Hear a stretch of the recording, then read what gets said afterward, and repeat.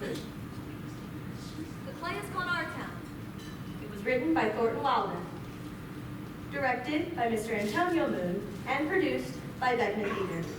In it, you will see Emily Shaw, Andrew Dove, Michael Kerman, Ray L. Reyes, Ollie Tomchek, Katie Matsui, Kaylee Lay, and many others.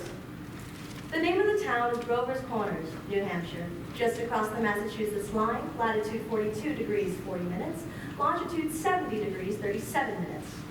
The first act will show a day in our town. The date is May 7, 1901. The time is just before dawn. There are a few streaks of light coming in over the east there, just behind our mountain. The morning star gets awful bright the minute it has to go, doesn't it? Well, I better show you where our town lies.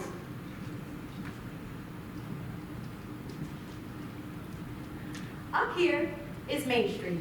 Way back there is the railway station. Tracks go that way. Across the tracks is Polish Town and some Connick families. Right here is the Congregational Church. Across the street is the Presbyterian, Methodist, and Unitarian are over there. Baptist is down the hall by the river, and the Catholic Church is over beyond the tracks. Up here is the town hall and post office combined. Jail is in the basement. Brian once made a speech from these steps here. Along here is a row of stores, hitching posts and horse blocks in front of them. First automobile comes along and say, 5 years, belong to Banker Cartwright, our richest citizen. Lives in the big white house atop the hill. Right here is the grocery store. This is Mr. Morgan's drugstore. Most everybody in town manages to look into these two stores at least twice a day. Public school is over yonder, high school is still farther over. Quarter of 9 o'clock mornings, noon times, and 3 o'clock afternoons, the whole town can hear the yelling and screaming from those schoolyards. This is our doctor's house, Doc Gibbs. Here is the back door. There's some scenery for those who think they have to have some scenery. Up here is Mrs. Gibbs's garden. Corn, peas, beans, hollyhocks, heliotrope, and a whole lot of burdock. Back in the day, our newspaper came out twice a week, the Grover's Corner Sentinel. This is Editor Webbs's house. And up here is Mrs. Webbs's garden.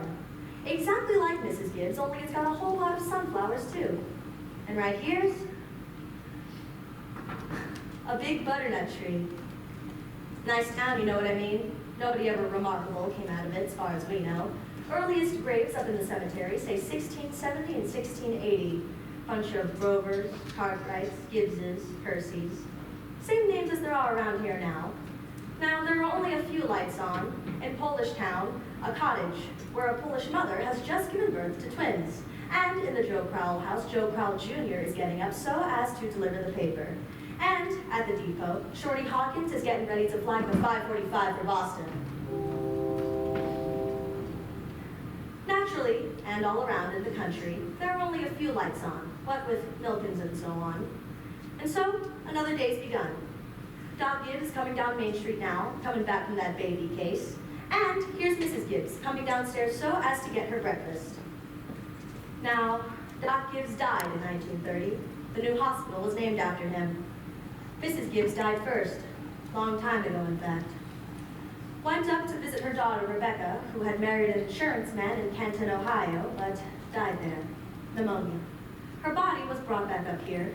Her body is up in the cemetery now, in a whole mess of Gibbses and Herseys.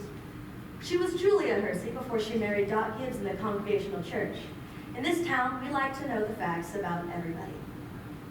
Here comes Mrs. Webb, coming downstairs so as to get her breakfast. And Doc Gibbs, who's been up since 1:30 this morning. And Joe Crowell, delivering Mr. Webb's Sentinel. Doc Gibbs? Morning, Joe. Somebody been picked up? No, just some more about Polish Town. You want your paper now? Yes, I'll take it. Anything serious going on in the world since Wednesday? Yes, sir. My school teacher Miss Foss is getting married to come over in Concord. I declare. How do you boys feel about that? Well, of course it's none of my business, but I think if a person starts out to be a school teacher, gotta say one. How's your knee, Joe? Fine enough. I never think about it at all. Only like you said, always tells them it's gonna rain. What's it telling you today? Going to rain? No, sir. Sure. You ever made a mistake? No, sir. Now, want to tell you something about that boy Joe Crowell there. Joe was awful bright. Graduated from high school here head of his class. He got a scholarship to Massachusetts Tech and graduated head of his class there too. Going to be a great engineer, Joe was. But then the war broke out and he died in France. All that education for nothing. Get up, Bessie. What's the matter with you today? And here comes Howie Newsome delivering the milk. Morning, Doc. Morning, Howie. Somebody sick? No, just went to the corner by Mrs. Gralowski's. Wednesday. This town's getting bigger every year. How's the weather, Howie? Looking good. That'll work through. Come on, Bessie. Hello, Bessie. How old is she, Howie? Going on 17. Bessie's all makes sense on the route ever since the law cars don't get even for milk every single day. She wants to make them afford just the same. That's sold me on the trip. Good morning, Howie. Morning, Mrs. Gibbs. Thought she's coming down the street. Is he? Seems you're late today. Yep. Something wrong with the separator. I don't know what it was. Children, time to get up. Come on, Bessie. George, Rebecca. Oh, everything all right, Frank? Yes, I declare. Easy as kittens. Sit down and drink your coffee. Bacon will be ready in a minute. You'll be able to catch a few hours of sleep this morning, can't you? Mrs. Wentworth coming at 11. I guess I know what it's about. Her stomach ain't what it ought to be. All told, you won't get more than 3 hours of sleep. Frank Gibbs, I don't know what's to become of you. I do wish I could get you to go away someplace and take a real rest. I think it'd do you good. Emily, time to get up! Wally, it's 7 o'clock! I declare, you have got to speak to George. It seems something's come over him lately. All he can do is think about that baseball. Is he sassy to you? No, he just whines all the time. George, Rebecca, you'll be late for school. George, look sharp! Yes, Pa. George? George, don't you hear your mother calling you? Oh, I guess I'll go upstairs and get 40 winks. Emily, Wally, it is time to get up! Wally, wash yourself good or I'll come up and do it myself! Mom, the trash not there! Oh, don't make a noise. Your father's been out all night and needs his rest. I washed and ironed the black dress special for you. Oh, Mom, I hate that dress! Oh, hush up with you. Every day I go to school dressed like a sick turkey! Now, Rebecca, you always look very nice. Mama, George is throwing soap at me again! I'll come and slap the both of you. That's what I'll do. Our town has got a factory too. Hear it? Makes blankets. The Cartwrights own it and it run them a fortune.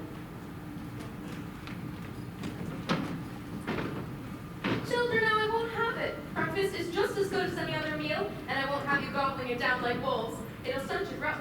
That's a fact. Wally, put the book away.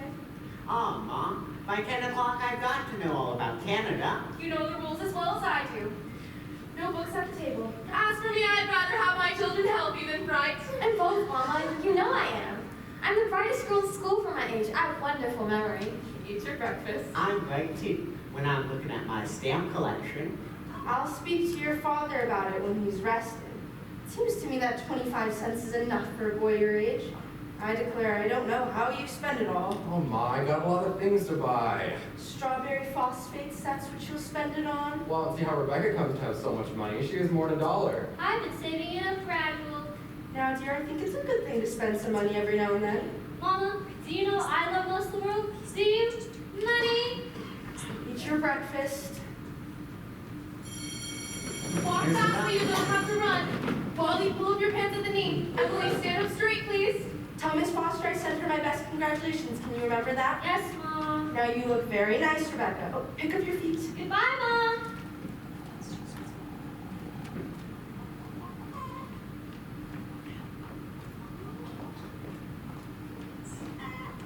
Here, choo, choo, choo, choo. Here, choo, choo. Oh, go away, you, go away. Here, choo, choo. Oh, what's the matter with you? Fight, fight, fight. That's all you do. Oh, what? You don't belong to me. Where'd you come from? Oh, good morning, Myrtle. How's your cold? Oh, I still get that tickling feeling in my throat. Told Charles I ought not go to choir practice tonight. Wouldn't be of any use. Have you tried singing over your voice? Well, I tried that, but I can't seem to do it and stay on key. Anyways, I figured while I rest myself, I'll string some of these beans. Oh, let me help you. Beans have been good this year. Yes, I've decided to put away 40 quarts if it kills me. The children say they hate them, but they seem to get them down all winter, so. Oh, now Myrtle, I've just got to tell you something, because if I don't tell somebody, I think I'll burst. Why, Julia Gibbs? Myrtle, did one of those second-hand furniture men from Boston come to see you last Friday? No. Well, he called on me. And at first, I thought he was a patient wanting to see Dr. Gibbs, and he wormed his way into my parlor. And Myrtle Webb, he offered me $350 for grandmother Wentworth's high boy. As I'm sitting here, Why, Julia Gibbs? he did that whole thing. Oh, why, it was so big, I almost didn't know where to put it. I almost gave it to Cousin Hester Wilcox. Well, you're going to sell it, aren't you? Oh, well, I don't know. You don't know? Julia Gibbs, $350. What has gotten into you? Well, if I could get the doctor to take the money and go away someplace on a real trip, I'd sell it like that. You know, Myrtle, it's been a dream of my life to see Paris, France. Oh, I don't know, it sounds crazy, I suppose, but I always promised myself that if we ever had the chance that maybe we Well, would. what does the doctor say? Well, I did beat around the bush a little and said, if I ever got a legacy, that's the way I'd put it. I'd make him take me somewhere. And what did he say? Well, you know, I've never heard a serious word out of him since I've known him. No, he said it might make him discontented with Grover's Corners to go traipsing about Europe. Better to leave well enough alone, he says. Every 2 years we take this trip to the battlefields of the Civil War, and that's enough truth for anybody, he says. Well, you know, Mr. Webb just admires the way that Dr. Gibbs knows everything about the Civil War. Mr. Webb's got a good mind to give up Napoleon and move over to the Civil War. Only Dr. Gibbs being one of the leading experts in the country just makes him despair. That's a fact. Dr. Gibbs is never so happy as when he's at Antietam or Gettysburg. The times I've walked over those hills, Myrtle, stopping at every bush, pacing it out like we're gonna buy the thing. Well, you know what, Julia? If that secondhand man is really serious about buying it, then you sell it. And you'll get to see Paris. Just keep dropping hints from time to time. That's how I got to see the Atlantic Ocean, you know. Oh, I don't know. I'm sorry I mentioned it, only it seems to me that once in your life before you die, you want to see a place where they don't talk in English and don't even want to. Thank you, ladies. Thank you very much. Now, we'd like to know a little more about the town. Bit of a scientific account, you might say. So I have asked Professor Willard of our state university to come in and sketch in a few notes of our past history here. Is Professor Willard here? May I introduce Professor Willard of our state university? A few brief notes, Professor. Unfortunately, our time is limited. Grover's Corners, let me see. Grover's Corners lies in the old Pleistocene granite of the Appalachian Range. I may say, that's some of the oldest land in the world. We're very proud of that. A shelf of Devonian basalt crosses the vestiges of Mesozoic shale and some sandstone outcroppings, but that's all more recent, 200, 300 million years ago. Some highly interesting fossils have been found. I may say, unique fossils. 2 miles out of town in Silas Peckham's cow pasture. They can be seen at the museum at our state university at any time. That is, any reasonable time. Shall I read Professor Gruber's notes on the meteorological situation, mean precipitation, etc.? Afraid we won't have time for that. Any word on the history of man here? Ah, anthropological data. Early Amerindian stock, Cotahatchee tribe. No evidence before the 10th century of this era, and now entirely disappeared. Possible traces in 3 families. Migration towards the end of the 17th century of the English brachiocephalic blue-eyed stock, for the most part. Since then, some Mediterranean and the population, Professor. Within the town limits, 2,640. Just a moment. Oh, yes, indeed. The population at the moment is 2,642. The postal district brings in some 507 more, making a total of 3,149. Mortality and birth rates, constant. By McPherson's gauge, 6.032. Thank you very much, Professor. We are much obliged to you, I'm sure. Not at all, not at all. And now for the political and social report. Editor Webb. Oh, Mr. Webb? He'll be here in 1 second. He just cut his handle eating an apple. Thank you, Mrs. Webb. Charles, I'm waiting! Mr. Webb is publisher and editor of the Grover's Corner Sentinel. That's our local paper, you know. Well, I don't have to tell you that we're run here by a board of selectmen. All men vote at the age of 21, women vote indirect. We are lower middle class, sprinkling of 10% literate laborers. Politically, we're 86% Republican, 6% Democrat, 4% Socialist, rest indifferent. Religiously, we're 85% Protestant, 12% Catholic, rest indifferent. Have you any comments, Mr. Webb? Very ordinary town, if you ask me. Little better behaved than most, probably a lot duller. But our young people here seem to like it well enough. 90% of them graduating from high school, settled down right here to live, even when they've been away to college. Now, is there anyone in the audience who would like to ask Mr. Webb anything about the town? Is there drinking in Governor's Corners? Well, ma'am, I don't know what you call much. Saturday nights at farmhands meet down in the other green-up stable in Mallersum. We've got 1 or 2 town jocks, but they're always having remorses every time an evangelist comes to town. No, ma'am, I say liquor ain't a regular thing in the home here, except in the medicine chest. Probably good for snake bites, you know, always was. Is there no one in Come closer, will you, where we can all hear you. What were you saying? Is there no one in town aware of social injustices or industrial inequalities? Oh, yes, everybody is. Something terrible. Seems like they spend most of their time talking about who's rich and who's poor. Then why don't they do something about it? Well, I don't know. I guess they're all hunting like everybody else, where the way the diligent and sensible can rise to the top, and the lazy and quarrelsome can sink to the bottom. But it ain't easy to find. Meanwhile, we do all we can to help those that can't help themselves, and those that can, we leave alone. Are there any other questions? Hey, yes, hi, Mr. Webb. Hey. Is there any culture or love of beauty in Grover's Corners? Well, ma'am, there isn't much. Not in the sense you mean. Come to think of it, there are a few girls that play the piano at high school commencement, but they ain't happy about it. No, ma'am, there isn't much culture, but maybe this is the place to tell you that we've got a lot of pleasures behind here. We like the sun coming up over the mountain in the morning. We all notice a good deal about the birds, and we watch a change of seasons. Yes, everybody's aware of them. But those other things, you're right, ma'am, very much. Robinson Crusoe, and the Bible, and Handel's Largo, we all know that. And Whistler's Mother, but those are just about as far as we go. Oh, so I thought. Thank you, Mr. Webb. Thank you, Mr. Webb. And now, back to the town. It's early afternoon. All 2,642 residents have had their dinners, and the dishes have been washed. Now, there's an early afternoon calm in our town, a buzzing and a humming from the schoolyards, only a few buggies on Main Street, horses dozing off in their hitching posts. You all remember what it's like, I'm sure. Doc Gibbs is in his office, tapping people and making them say ah, and Mr. Webb is cutting his own lawn. You know, 1 man in 10 thinks it's a privilege to be able to push his own lawnmower. No, sir, it's later than I thought. Here are the children coming out of school now. He said, I've got to go home and help my mother. I promised. Emily, walk simply. Who do you think you are today? Papa, you're terrible. One minute you tell me to stand up straight, and the next you call me names. I just don't listen to you. Oh yeah, never got a kiss from such a girl before.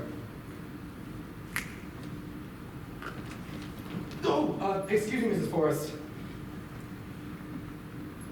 Go out and play in the fields, young man. You have no business playing baseball on Main Street. Awfully sorry, Mrs. Forrest. Hello, Emily. Huh? That was a fine speech you made in class today.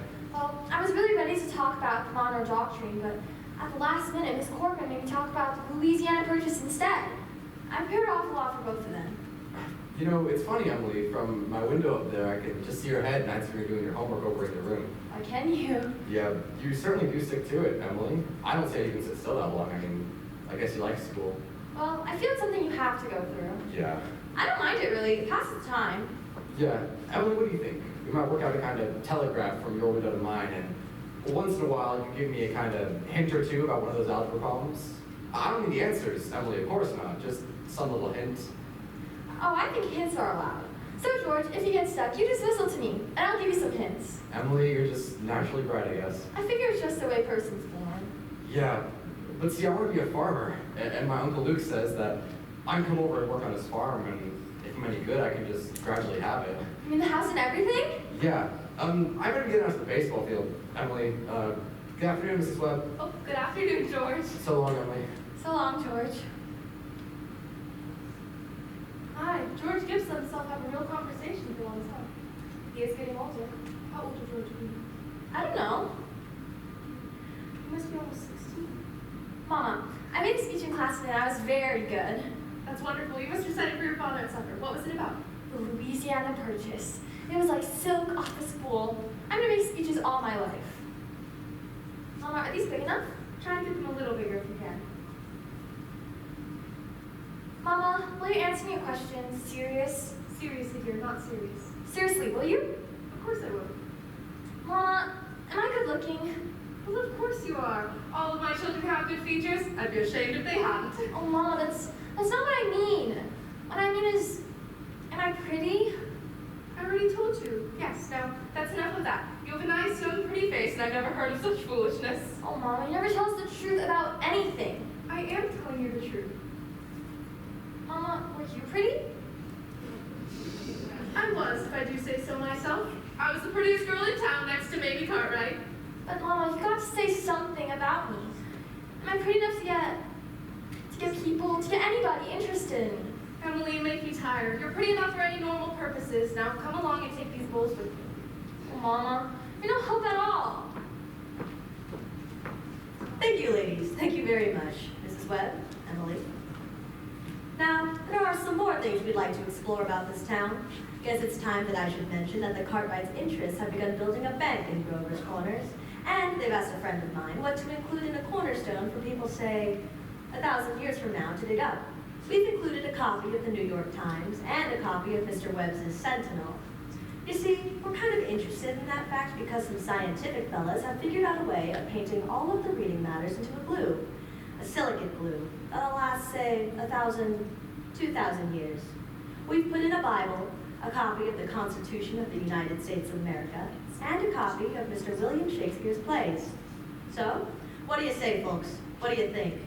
You know, Babylon once had 2 million people living in it, and yet all we know about them are the names of kings, some wheat contracts, and contracts for the sales of slaves.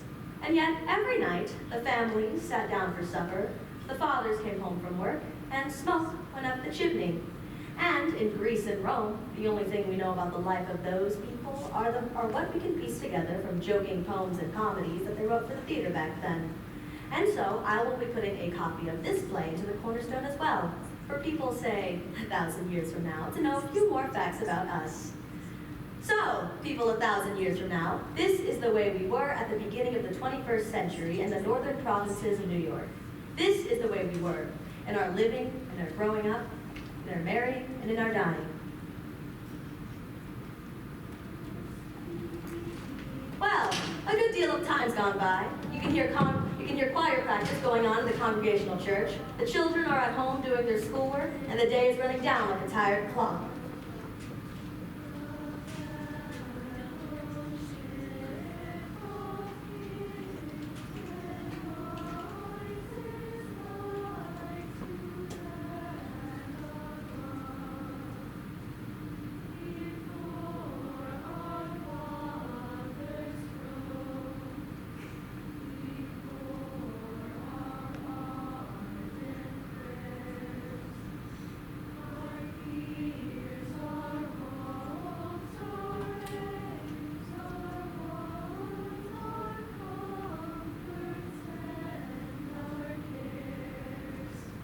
Now look here, everyone.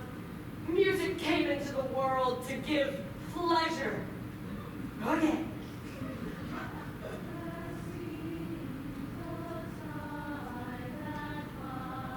Softer. Our hearts in praise. Softer! Get it out of your head, that music's only good when it's loud. You leave loud to the Methodists, you could have beat them even if you wanted to! Now again. Tenors.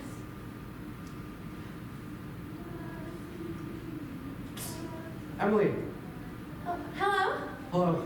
I can't work at all. The moonlight's so terrible. Emily, did you get the third problem? Which? The third. Why, yes, George, that's the easiest of them all. Well, I don't see it. Can you give me a hint? I'll tell you one thing. The answer's in yards. In yards? How do you mean? In square yards. Square yards. Yes, George, don't you see? Yeah? In square yards of wallpaper. Wallpaper.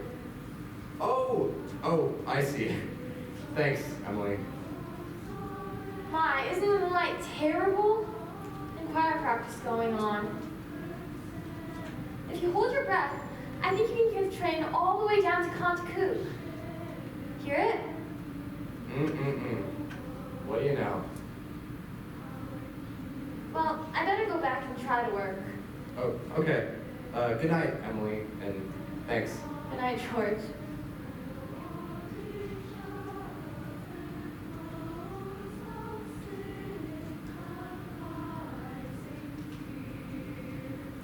Before I forget it, how many of you will be able to come in Tuesday afternoon and sing at Fred Hersey's wedding? Show your hands. That'll be fine. That'll be right nice. We'll do the same music we did for Jane Trowbridge's last month. Now we'll do Art Thou Weary, Art Thou Languid. It is a question, ladies and gentlemen. Make it talk. George, can you come down a minute? Yes, Pa.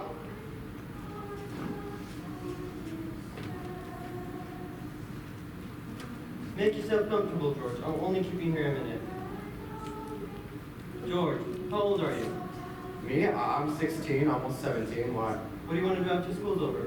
Well, you know, Pa, I want to go be a farmer on Uncle Luke's farm. You'll be willing, will you, to get up early and milk and feed the socks? And you'll be able to run here all day? Well, yes. Why? Well, George, while I was in my office the other day, I heard a funny sound. And what do you think it was? It was your mother, chopping wood. There you see your mother cooking meals all day long, washing and ironing as she has to go back in the yard and chop wood.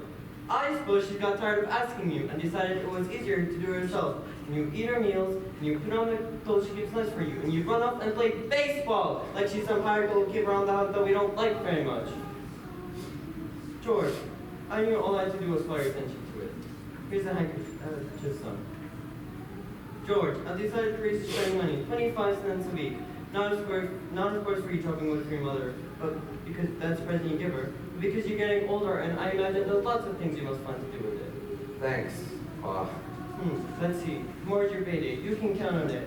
That will feel to ought to have some more, wondering what could happen to your mother. For our fact, it's never as late as this before. It's only 8:30. I don't know why she's not required. She hasn't had more of a voice than an old crow, traipsing around the street at this hour of night. About time you're retired, don't you think? Yes, Pa.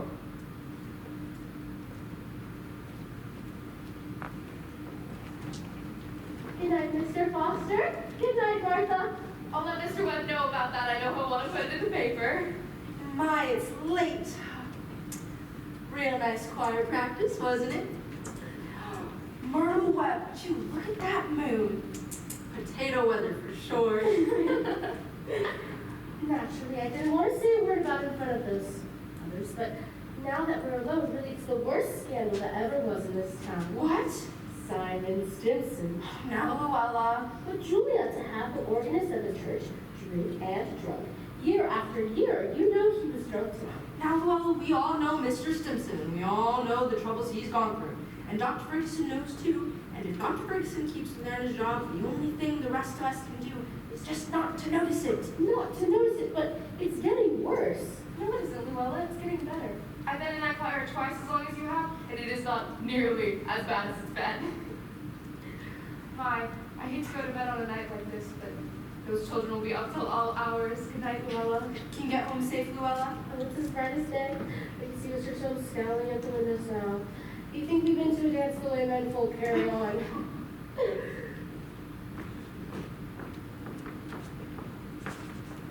Well, we had a real good time. You stopping in the corner just a lot of times? Now, Frank ain't any later than usual. Come on, don't be grouchy. Just come and smell the heliotrope in the moonlight. Isn't Isn't that wonderful? What'd you do all the time I was away? Why, Red Eyes? What are those girls gossiping about? Well, believe me, Frank, there is something to gossip about. Sam Simpson, far gone, was he? Worst I've ever seen him. How'd that end, Frank? Dr. Ferguson can't forgive him forever. I guess I know more about Sam Simpson's affairs than anybody in this town. Some people they make for this motel life. I don't know how that'll end, but there's nothing you can do about it. Come on, get it. No, not yet, Frank. I'm worried about you. No, Julia, what are you worried about, Julia? I think it's my duty to make sure that you get a real rest and change, and, well, if I ever get a legacy, I'm going to insist on it. No, Julia, there's no sense in go over that again. Now, Frank, you're just being unreasonable. Come on, Julia, it's getting late. First thing you'll know, you'll catch a cold. I gave George a piece of mine tonight. I reckon you'll have your wood shop for a while anyway. No, they're getting upstairs. Oh dear, there's always so many things to pick up, it seems. You know, Frank, Mrs. Fairchild always locks her front door every night. All those people up that part of town do. They're all getting certified. That's the trouble with them. They haven't got nothing fit to burgle, and everybody knows it. Get out, Rebecca. There's only room for one at this window. You're always spoiling everything. Let me look just a minute. Use your own window. I did, but there's no moon there. George, you know what I think, do you? I think the moon's getting nearer and nearer until it'll be a big Rebecca, you don't know anything. If that were true, then the men that sit up all night with telescopes would see it first, and they'd tell about it in all the newspapers. George, do you think the moon's shining on Canada, South America, and half the whole world? Well, probably is.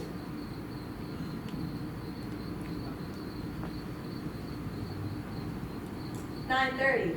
Most of the lights are out. No. Here comes Constable Warren, checking a few doors on Main Street. And Mr. Webb, after putting his newspaper to bed. Evening, Bill. Evening, Mr. Webb. By the moon. Yep. All quiet tonight? Simon Simpson rolled around a little. Just saw his wife move out after, so I looked the other way. Oh, there he is now. Good evening, Simon. Town seems to have settled down for the night pretty well. Yes, good evening. Most of the town settled down. I guess we better do the same.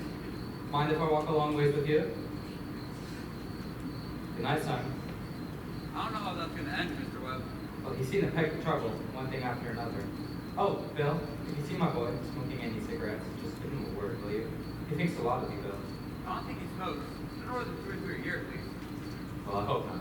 Good night, Bill. Mr. Webb? Who's that out there? Is that you, Myrtle? No, it's me, Papa. Why aren't you in bed? I don't know, I just can't sleep yet. The moonlight's so wonderful. And the smell of Mrs. Gibbs' heliotrope. Can you smell it? Yes. Haven't any troubles on your mind, have you, Emily? Troubles, Papa? No. Well, enjoy yourself, but don't let your mother catch you. Good night, Emily. Good night, Papa. Oh, I never told you about the letter Jane Crawford got from her minister when she was sick. He sent her a letter, and on the envelope it said this. It said, Jane Crawford, the Crawford Farm, Rover's Corners, Sun County, New Hampshire, United States of America. Well, what's so funny about that? Oh wait, I'm not done. It said, United States of America, continent of North America, Western Hemisphere, the Earth, the solar system, the universe, the mind of God. That's what it said on the envelope. Well, what do you know? And the postman brought it just the same. What do you know? 3 years have gone by, friends. The sun's come up over 1,000 times. Summers and winters have cracked our mountain there, and the rains brought down some dirt. Some babies, who haven't even been born yet, have begun speaking in sentences, and a number of people who thought themselves to be right young and spry find that they can't quite bound up a flight of stairs like they used to. Now, we all know that nature often finds itself pushing and contriving, and some young people fell in love and got married. Our mountains moved back a few fractions of an inch. Millions of gallons of water have gone by in the mill, and here and there, a house has been given a roof. Now, most everybody in the world gets married, and in our town there aren't hardly any exceptions. Most everybody climbs into their graves married. Now, the first act was called the daily life.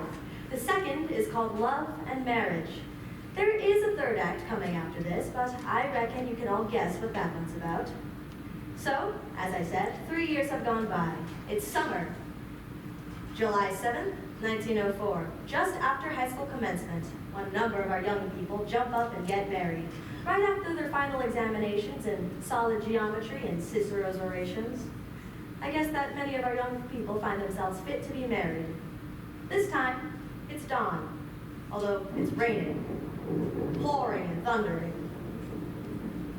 Mrs. Gibbs's garden and Mrs. Webb's drenched, those bean poles and pea vines drenched. All yesterday on Main Street, the rain looked like curtains being blown along. And yet, here come Mrs. Gibbs and Mrs. Webbs, coming downstairs so as to get their breakfast as if it were any other ordinary day. Now, I don't have to mention to any of the women in my audience that both of these ladies have cooked 3 meals a day, one for 40 years, the other for 20, and no summer vacation. Both of these ladies have brought up 2 children apiece, washed and cleaned the houses, and never a nervous breakdown. It's like what one of those Middle West poets said. You've got to love life to have life, but you have to have life to love life. It's what they call a vicious circle. Come on, Bessie.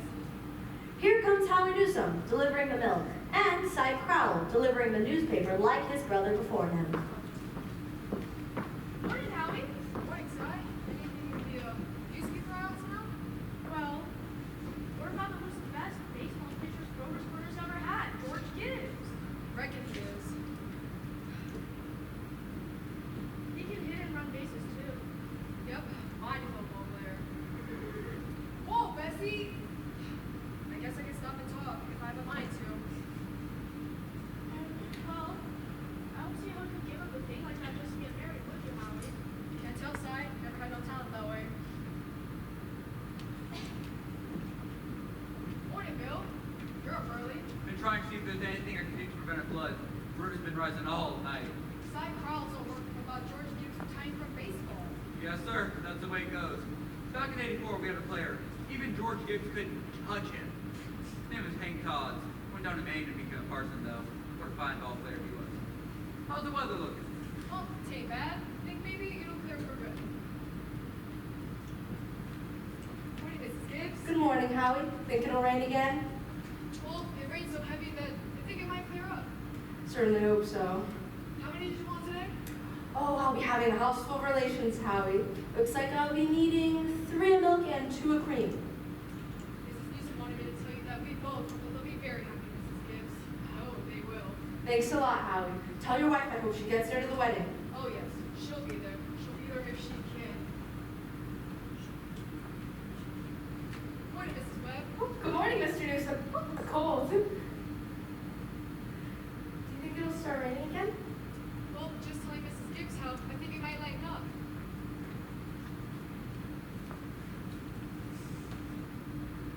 We're counting on seeing you guys at the church. Yep, hope to get there. Could have missed that. Come on, Bessie. Well, Ma, the day has come. You're losing me and your chicks.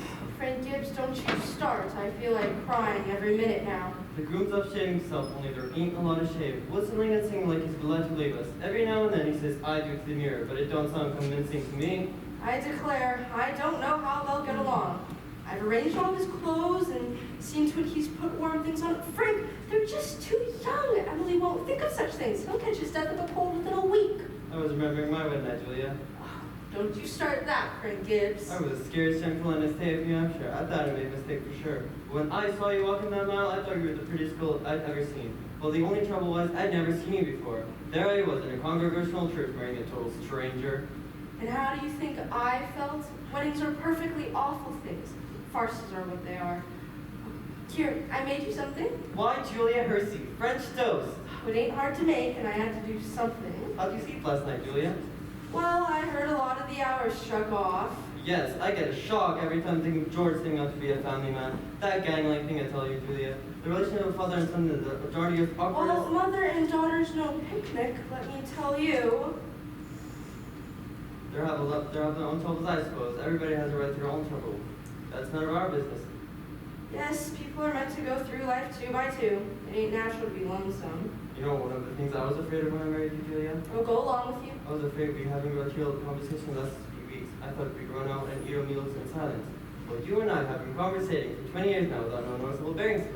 Yes, well, good weather, bad weather, it ain't very choice. You can always find something to say. Did you hear Rebecca stirring around upstairs?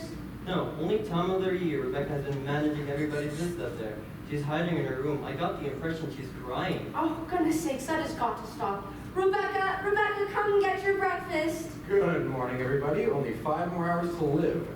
George Gibbs, where are you going? Just stepping across the grass to see my girl. Now, George, you put on your overshoes. It's raining torrents out there. Ma, it's just a step. Now, George, you'll catch your death of a cold and cough all through the service. George, do as your mother tells you. From tomorrow on, you can kill yourself in all weathers, but while you're in my house, you'll live wisely, thank you. Maybe Mrs. Webb isn't used to callers this early in the morning. Oh, here, take a cup of coffee I first. will be back in a minute. Good morning, Mother Webb. Oh, good morning, George. Goodness, you scared me. Now, you can come in a minute, but you know I can't invite you inside. Well, why not? Well, George, you know as well as I do. The groom cannot see the bride on the wedding day, not until he sees her in church. Oh, that's just a superstition. Good morning, Mr. Webb. Good morning, George. Mr. Webb, you don't believe in that superstition, do you? There's a lot of common sense to some superstitions, George. Millions have followed it, and who are we to fly in the face of custom? How's Emily? Oh, she hasn't woken up yet. Haven't heard a sound out of her. Emily's asleep? Well, no wonder. We were up till all hours sewing and packing.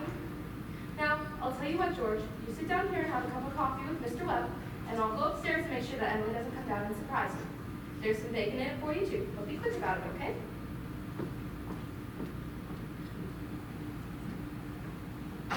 Well, George, how are you? Fine. I'm fine. Mr. Webb, what sense could there be in a superstition like that? Well, you see, on her wedding morning, the girl's head's apt to be full of clothes and one thing or another. Don't you think that's probably it? Well, yes, I never thought of it that way. The girl's apt to be mighty nervous on her wedding day, George. You know, I wish a fella could get married without all that marching up and down.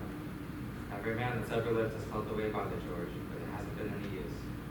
It's those womenfolk who built up weddings, my boy. For a while now, the women have it all their own. A man looks pretty small at a wedding, George. All those good women standing shoulder to shoulder, making sure the knots tied in a mighty public way.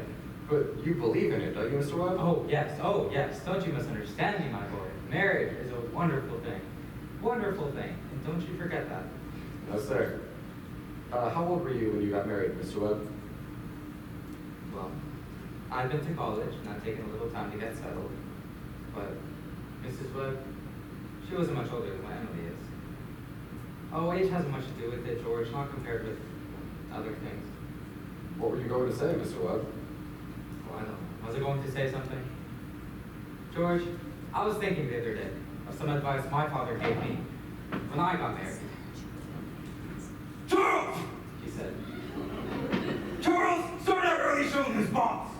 he said, Best thing to do is just give an order, even if it don't make sense, just so she'll learn to obey.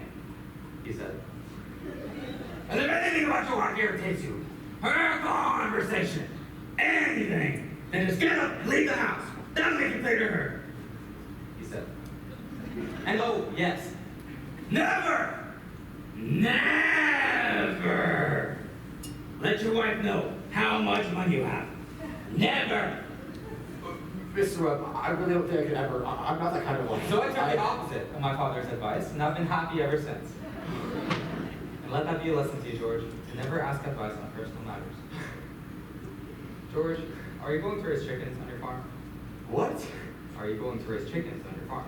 Uncle Luke's never been much interested, but I The thought book came that into maybe my I could- office the other morning on the philo system of raising chickens. I want you to read it. I was thinking of getting this. Small way in the backyard, put an incubator in the cellar. Charles, are you talking about that old incubator again? I thought you two would be talking about something worthwhile. Well, Myrtle, if you want to give the boy some good advice, I'll go upstairs and leave you alone with him. Well, now, George, Emily has to come downstairs and eat her breakfast. She sends her love, but she does not want to lay eyes on you. Okay. Goodbye. Goodbye. Well, Myrtle, I guess you haven't heard of that older superstition? What do you mean, Charles? Since the cavemen, no bridegroom should see his father-in-law on the day of the wedding, or near it. Now remember that.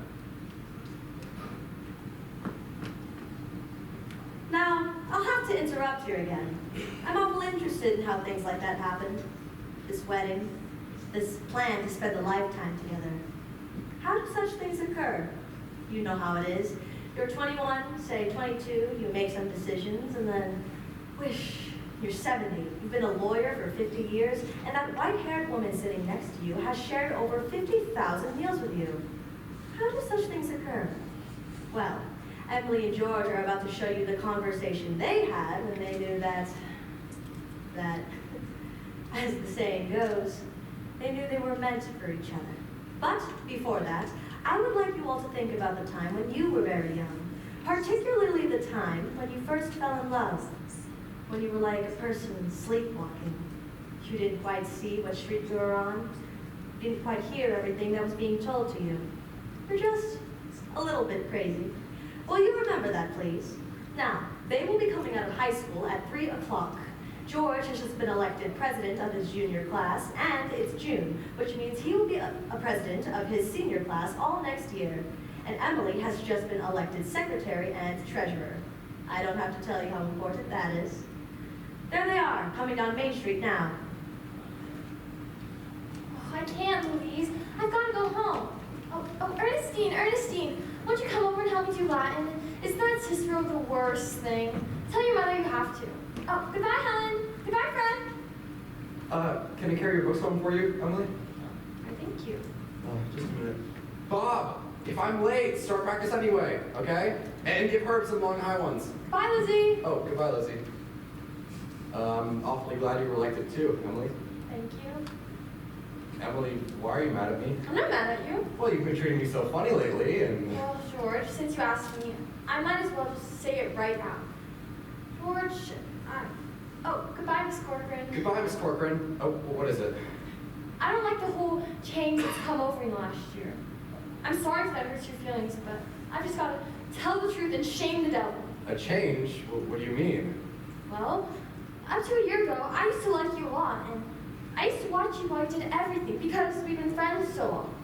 And then you began spending all your time at baseball and never stopped to speak to anybody anymore. Not to really speak. And George, it's a fact. You're awful stuck up and conceited, and all the girls say so. They might not say so to your face, but that's what they say behind your back. And as much as it hurts me to hear them say it, I've got to agree with it because it's true. And I'm sorry if that hurts your feelings, but I can't be sorry I said it. No, I'm glad you said it, Emily. I never realized such a thing was happening. I mean, I guess it's hard for a fella not to have some faults creep into his character. Well, I always expected me to be perfect, and I think he should be. I don't think it's possible to be perfect, Emily. Well, my father is, and as far as I can see, your father is. So there's no reason on earth why you shouldn't be too. Well, I see it the other way around, that boys aren't naturally good, but girls are. Well, I'll tell you right now that I'm nowhere near perfect. It's not as easy for a girl to be as perfect as a man because we girls are more nervous now. I'm sorry I said all those things about you. I don't know what made me say it. Emily. Really, it's not true at all. I don't even know why I said... Emily, would you like an ice cream soda or something before you go home? Why, yes, I would.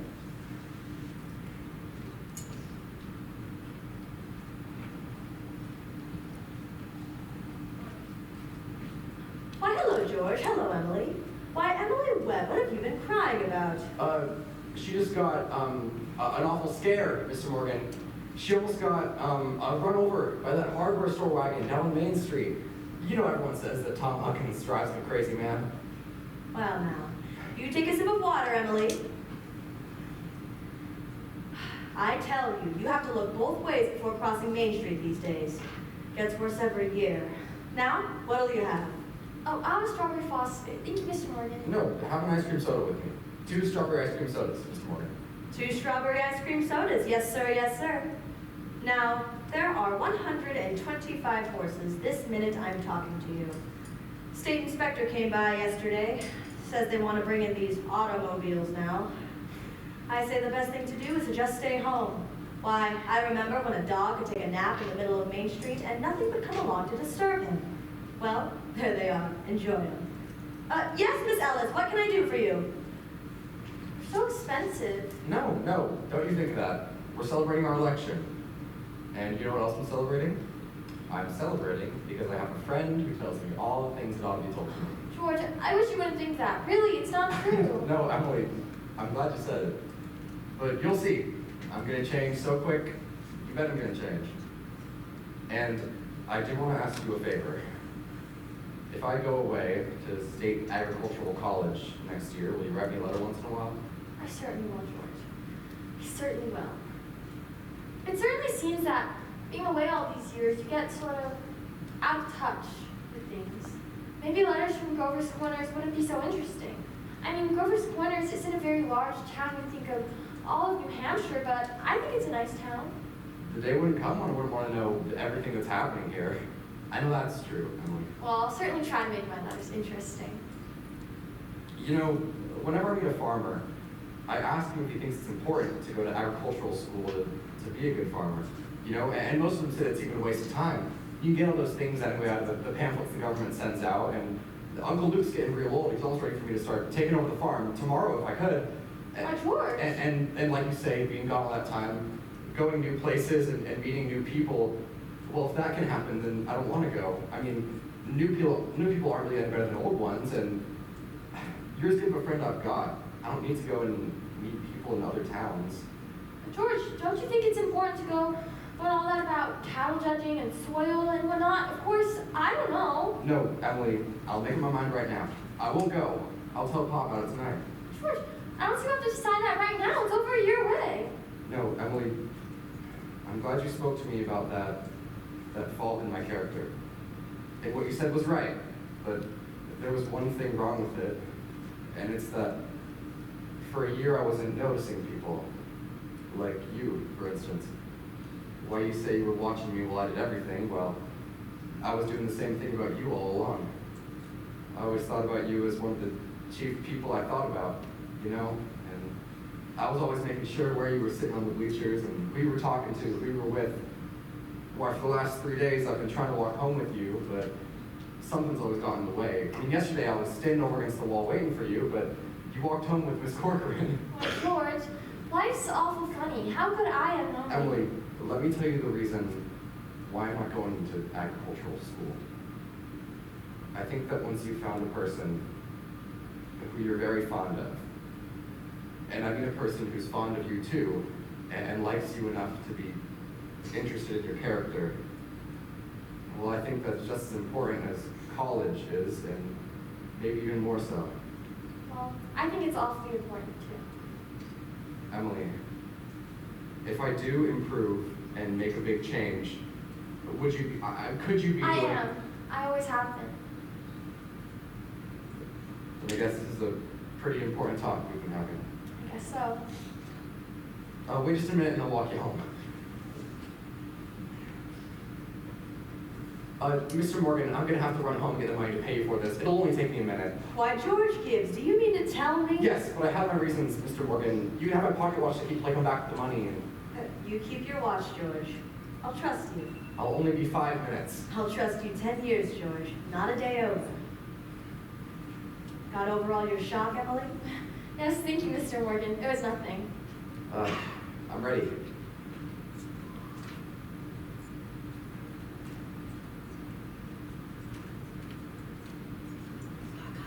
Well, now it's time to get on with the wedding. There are a lot of things to be said about a wedding. There are a lot of thoughts that go on during a wedding. We can't get them all into one wedding, naturally, especially not into a wedding at Grover's Corners, which are mighty plain and short. In this wedding, I'm in the ministry, which gives me the right to say a few things more. For a while now, the play gets pretty serious. You see, some churches say that marriage is a sacrament. Now, I don't quite know what that means, but I can guess. Like what Mrs. Webb said earlier, people are made out to live 2 by 2. This is a good wedding, but even in good weddings, people are so well put together that there's often confusion way deep down. We thought that ought to be in our wedding too. It's like what one of those European fellas said. Every child born into the world is nature's attempt at making the perfect human being. Now, we all know that nature is pushing and contriving for some time now, and we all know that she's interested in quantity. But I like to think that she's interested in quality too, which is why I'm in the ministry. And let's not forget all the other witnesses at this wedding. The ancestors. Millions of them. Most of them set out to live 2 by 2. Millions of them. Well, that's all my sermon. It wasn't very long, anyway.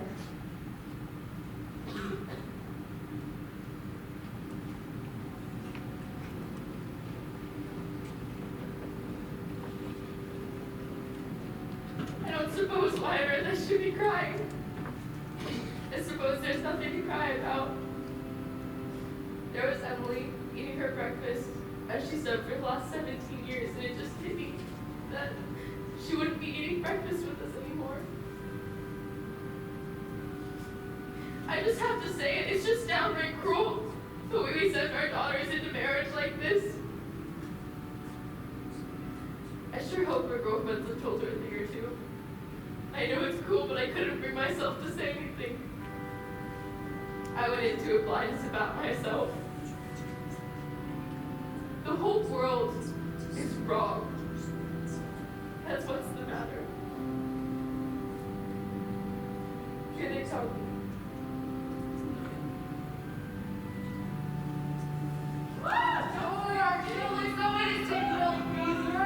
All right, that's enough of that. No, we had a lot of that kind of thing back in the day. Roman later. We're more civilized now, so they say. George, what's the matter? Ma, I don't want to grow old. Why is everybody pushing me so? Why, George, you wanted it. No, Ma, listen. No, George, you're a man now. Ma, listen, for the last time I asked you, all I want to do is to be a fella George, and... anybody should hear you? Why, stop it. Oh, I'm ashamed of you. Oh, what? Where's Emily? Oh, George, you gave me such a turn. Cheer up, Ma. I'm getting married. You catch my breath a minute. No, Ma. You say Thursday nights, all right? Emily and I are coming over for dinner every Thursday night. You'll see. Don't cry. Oh, there's nothing to be crying about.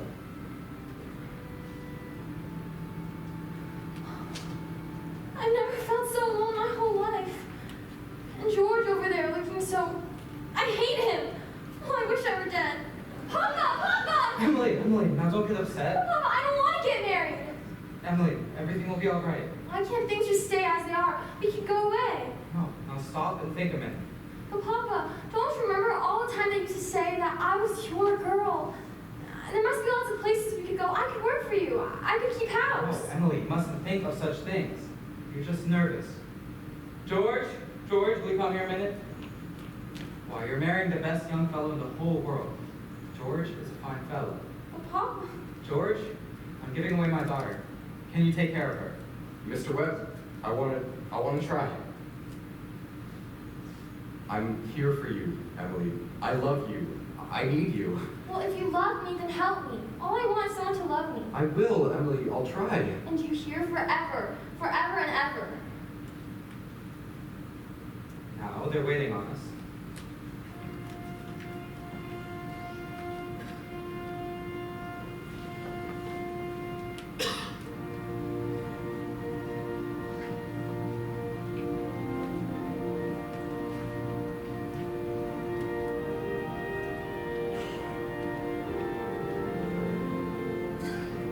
Do you, George, take this woman, Emily, to be your wedded wife to have? Perfectly lovely wedding. Loveliest wedding I ever saw. Oh, I do love a good wedding, don't you? Doesn't she make a lovely bride? I do.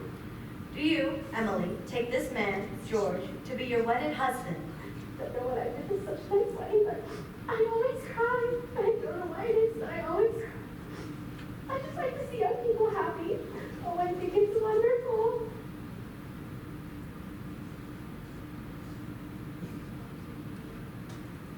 Now, I've married over 200 couples in my day. Do I believe in it? I don't know. And married, and millions of them. The cottage, the go-kart, the Sunday afternoon drives in the Ford, the first rheumatism, the grandchildren, the second rheumatism, the deathbed, the reading of the will. Once in 1,000 times, it's interesting. Well, can we have Mendelssohn's Wedding March? Aren't they a lovely couple? I just sure they'll be happy. I always say, happiness, that's the great thing. The important thing is to be happy. That's all the first act, folks. 15 minutes intermission.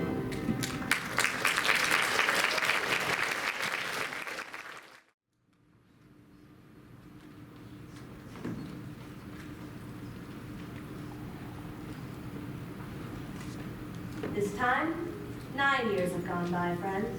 It's summer, 1913. Gradual changes in Grover's Corners.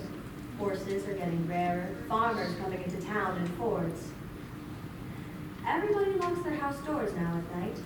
Haven't been any burglars yet, but everybody's heard of them.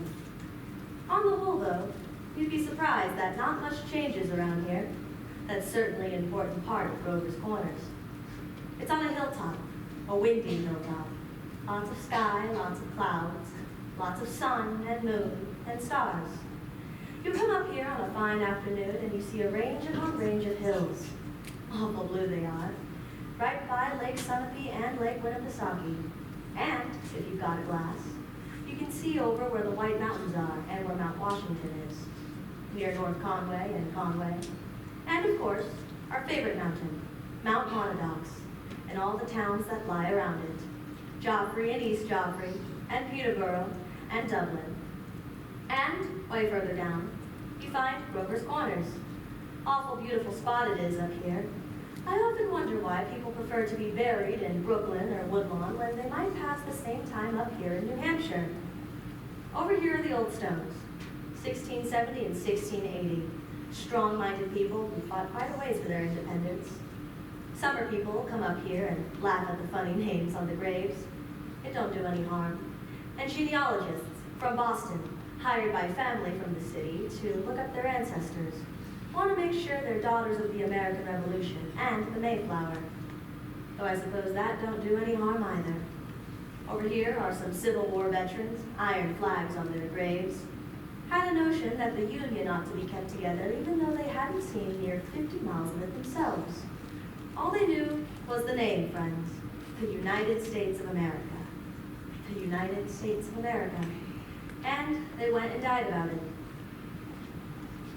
This is the newer part of the cemetery. We have your friend, Mrs. Gibbs, and Mr. Stimson, organist of the Congregational Church. And over here, Mrs. Soames, who enjoyed the wedding so, you remember? Yes, quite a bit of people have died up here. And Editor Webb's boy, Wallace, whose appendix burst on a Boy Scout camping trip up to Crawford Notch. An awful lot of sorrow has sort of quieted up around here, and we'll all be up here too when our fit's over. You know how it is. And time, and sunny days, and rainy days, and snow. Now, we all know that something is there, but we don't take it out and look at it very often. Everybody knows that something is eternal. Everybody knows in their bones that something is eternal. And it ain't houses, and it ain't names, and it ain't earth, and it ain't even the stars.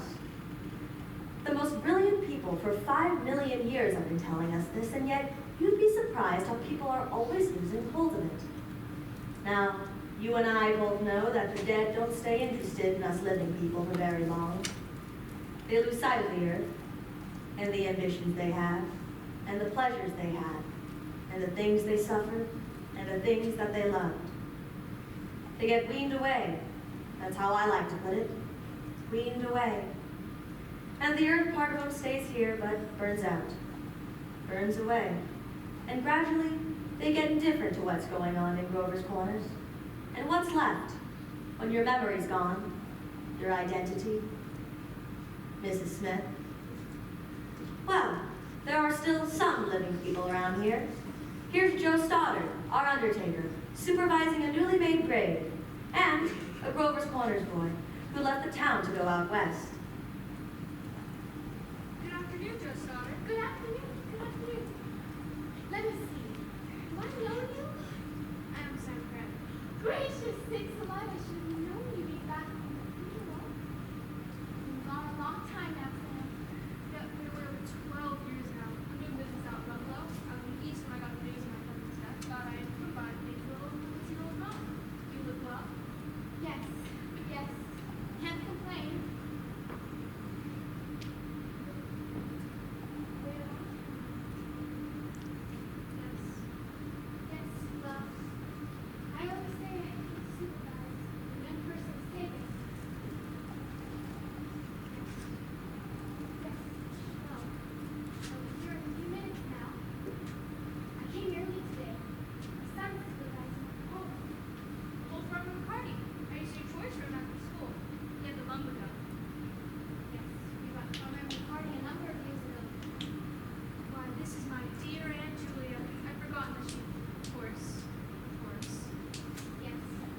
Gibbs lost his wife 2 or 3 years ago. About this time, actually. Today's another pretty bad blow for him. That's my sister Carrie's boy, Sam. Sam Craig. I'm always uncomfortable with they're around. Simon. Did you pick up verses much, Joe? No, not usual. Most people can read me through the verse. Doesn't sound like Aunt Julia. There are much of those Percy sisters left now. Let me see, I want to see my mother's and my father's. Oh, over there. With the Craigs. He was an organist at the church, wasn't he? Drank a lot, we used to say. Nobody was supposed to know about it. Let's see, that's kind of trouble. One guy came out. Oh, did he? He hung himself in the attic. They tried to hush it up, but of course he got it out. Children of them from epitaph. You see it there. He said, it isn't verse exactly. Why, it's just some notes of music. What is it? Oh, I don't know. It was wrote up on the papers at the time. Joe, what did she die of? My cousin. Oh, you know, she had some trouble with the baby in school. She's like it though. She's about 4 years old now. You guys gonna get over there? I guess. But there ain't much more room on the Gibbses, so they're opening a whole new Gibbs section. As will be. Now, if you'll excuse me, I can go.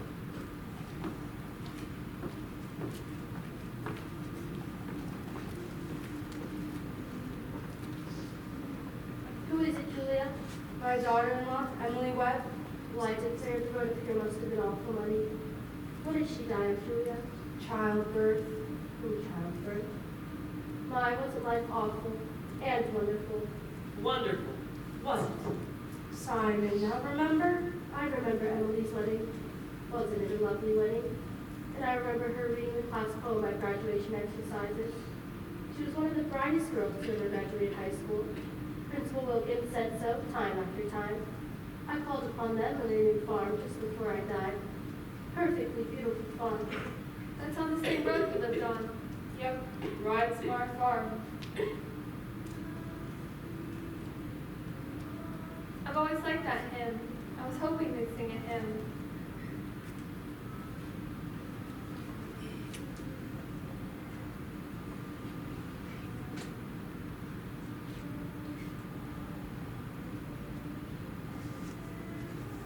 Hello. Hello, Emily. Mother Gibbs. Emily. Hello. It's raining. Yes, we'll be gone soon, dear. Just rest yourself. It seems thousands and thousands of years since Papa, remember that was my favorite hymn. Oh, I wish I'd been here a long time. I don't like being new here. Oh, how do you do, Mr. Simpson? How do you do, Emily? Mother Gibbs, George and I have made that farm just the best place you ever saw. We thought of you all the time, and we want to show you the new barn and the great long cement drinking fountain for the stock there. We bought that on the money you left us. I did? Yes, Mother Gibbs, don't you remember the legacy you left us? It was over $350. Yes, Emily. Well, there's a patent device on the drinking fountain so that it never overflows and it never sinks below a certain mark they have there. It's fine. It won't be the same to George without it, but it's a lovely farm. A lot of people don't understand, do they? Not much. Sort of shut up in the boxes. It seems thousands and thousands of years since I last knew them. Oh, my little boy's been down at Mrs. Carter's. Oh, Mrs. Carter, my little boy's spending day at your house. Is he? Yes, he loves it there. Oh, Mother Gibbs, we have a Ford too. Never gives any trouble. I don't drive. Mother Gibbs, what does this feeling go like?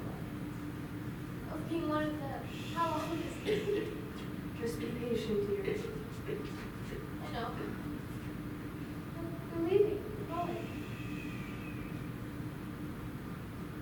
Look, Father gives his bring some of my flowers. Looks just like George, doesn't he?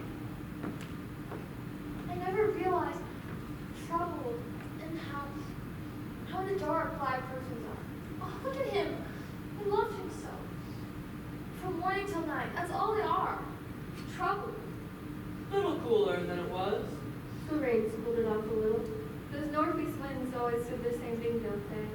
If it isn't arranged, it's a 3-day blow. Mother Gibbs, one can go back into the living, right? I feel it. I know it. Why, there I was, thinking about the farm. And for a moment, I was there. And my baby was on my lap, plain as day. Yes, of course you can. I can go back and relive all those days over again. Why not? All I can say is, Emily, don't. Emily, it's not what you think it'd be. But it's true, isn't it? I can go on back there. Yes, some have tried. Though, most come back here soon after. Don't do it, Emily. I won't choose over a sad day. I'll choose a happy day. I'll choose the day I first knew I loved George.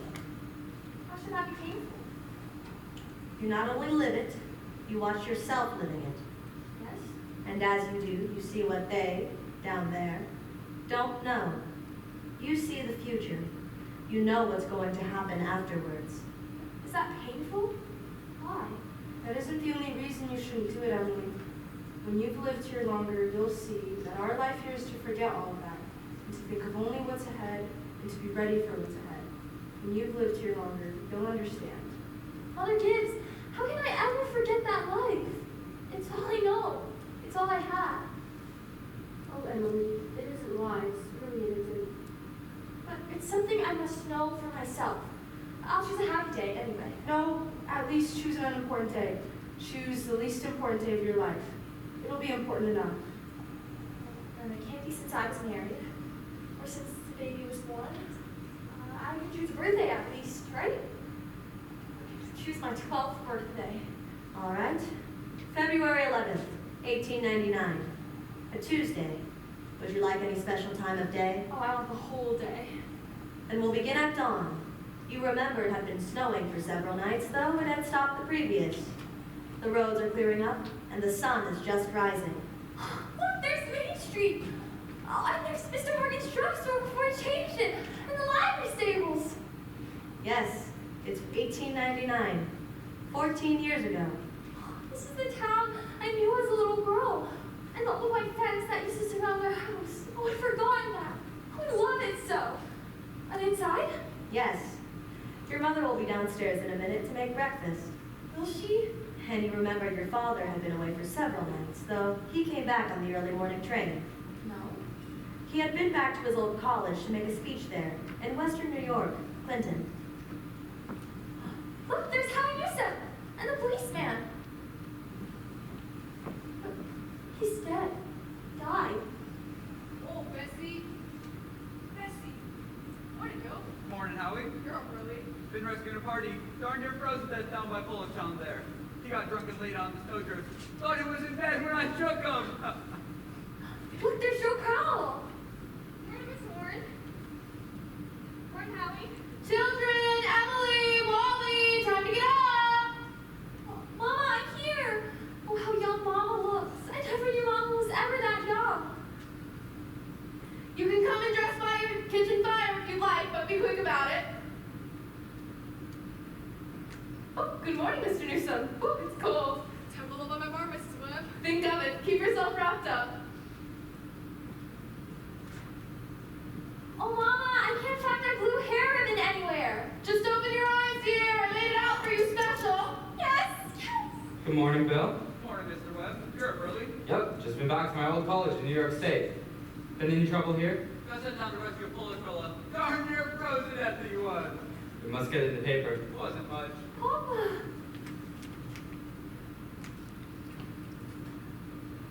Good morning, Mother. Oh, good morning, Charles. How was your trip? Oh, fine, I guess. I told him a few things. Everything all right here? Can't think of anything that's happened special. Oh, Mr. Newsom came by earlier. He said it's 10 below by his barn. Yes, well, it's colder than that at Hamilton College. Students' ears are falling off. It ain't Christian. Paper have any mistakes in it? Not that I noticed. Oh, and Charles, don't forget, today is Emily's birthday. You remembered to get her something, didn't you? Yes, I've got something right here. Where's my girl? Where's my birthday girl? No, Charles, don't interrupt her now. She's slow enough as it is. You can talk to her when she comes down for breakfast. I can't bear it. They're so young and beautiful. Why did they ever have to get old? Mama, I'm here. I'm grown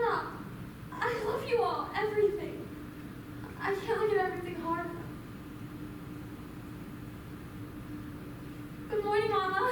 There's my birthday girl. Happy birthday and many happy returns. There's some surprises for you on the kitchen table. Mama, you shouldn't have. I can't. But birthday or no birthday, I expect you to eat that bacon good and slow. I want you to grow up to be a good, strong girl. Oh, that in the blue paper is from your Aunt Carrie. And the postcard album I found it on the doorstep this morning. George Gibbs must come over right early in the cold morning. It was very nice of him. Oh, George, I'd forgotten that. Chew that bacon good and slow. It'll help to keep you warm on a cold day. Mama, just look at me 1 minute as though you really saw me. Mama, 14 years have gone by. I'm dead. You're our grandmother, Mama. I married George Gibbs. Mama. Wally's dead too.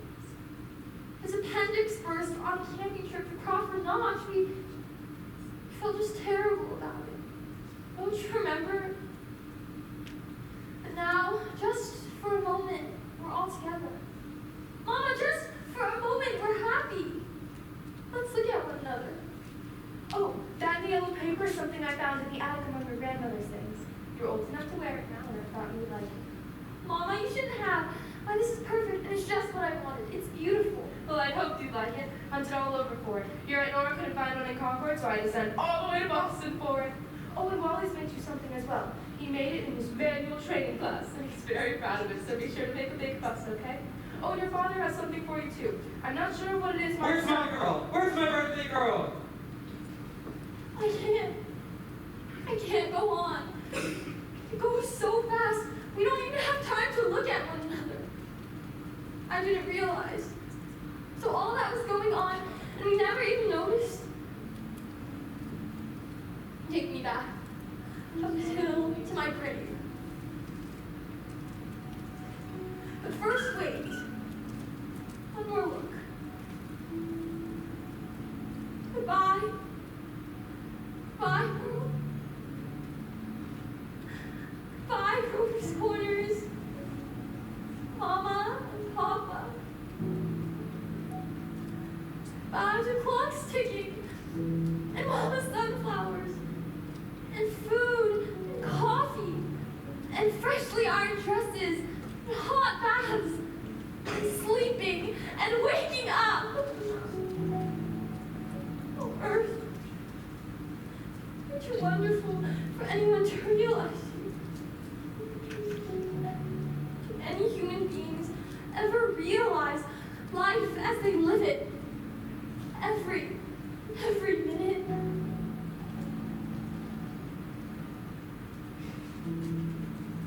No. The saints and the poets, maybe. They do some. I'm ready to go back.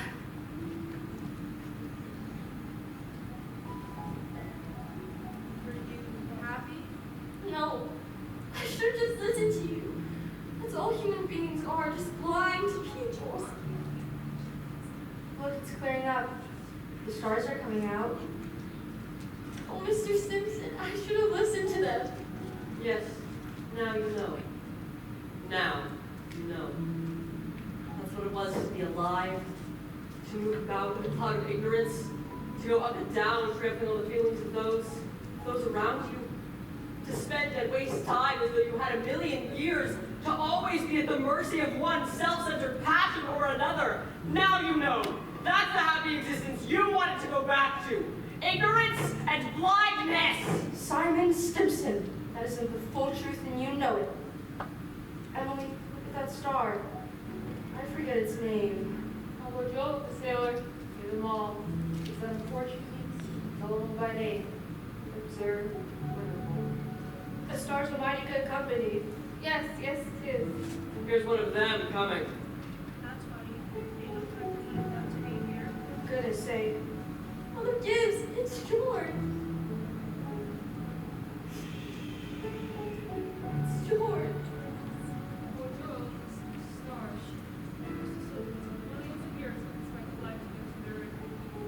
Not everybody can believe it, but that's what he used to say. Millions of years. Goodness, that young Behave. He ought to be home. Mother Gibbs, Yes, Emily? they don't understand, do they? No, dear. They don't understand.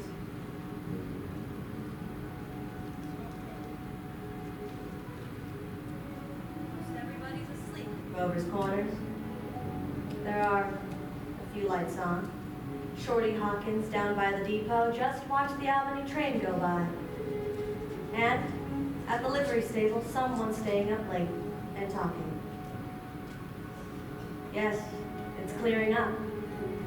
And then there are the stars, doing their old crisscross journeys across the sky. Scholars haven't settled the matter yet, though most seem to believe that nothing's living up there, just chalk or fire. Only this one's straining away so hard just to make something of itself. In fact, the strain is so hard that every 16 hours everybody lies down and gets a rest.